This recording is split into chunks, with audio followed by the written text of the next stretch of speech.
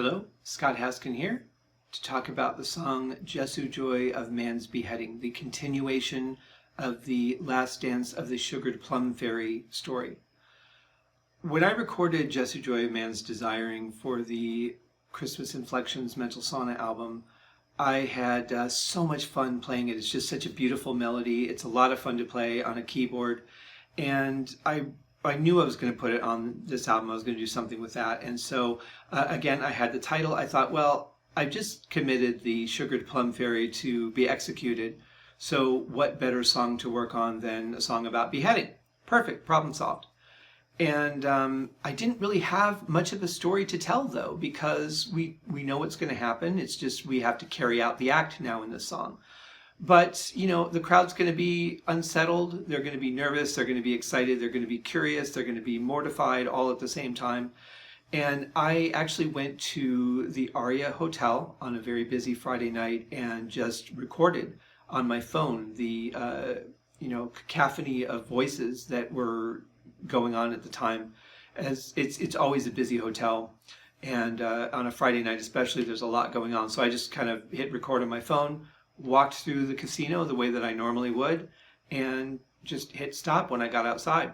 And it really yielded something great. That's what you hear in the song. The crowd noise is actually real crowd from the Aria Hotel. And then the controller, the mayor, if you will, just comes in and settles everybody down and, make sure before they do it, give everybody a chance to get out of it. If you don't really want this, here's your shot. And of course, they're like, yeah, we need to do this. So then they do it. And after it's done, everybody just is kind of stunned, and then what do? You disperse because there's nothing more to see here, people. And obviously the music goes along with the song. It's the main melody of the song that you hear, but almost as a funeral dirge. So I thought that fit really well.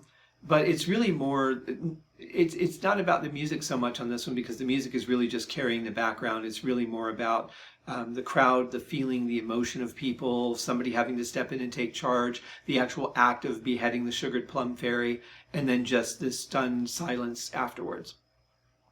And I was kind of sad when it was over because I'm like, well, that's the end of that character. Maybe I shouldn't have killed them off so early. I could have done this on the third album. But at the same point, like I said, I didn't know if there was going to be another album, let alone two at this point. So I thought I'd better wrap up the story here where it makes sense. And I wanted it to be towards the end and just a great way to get ready to roll the album out for the next song and the final piece of the album.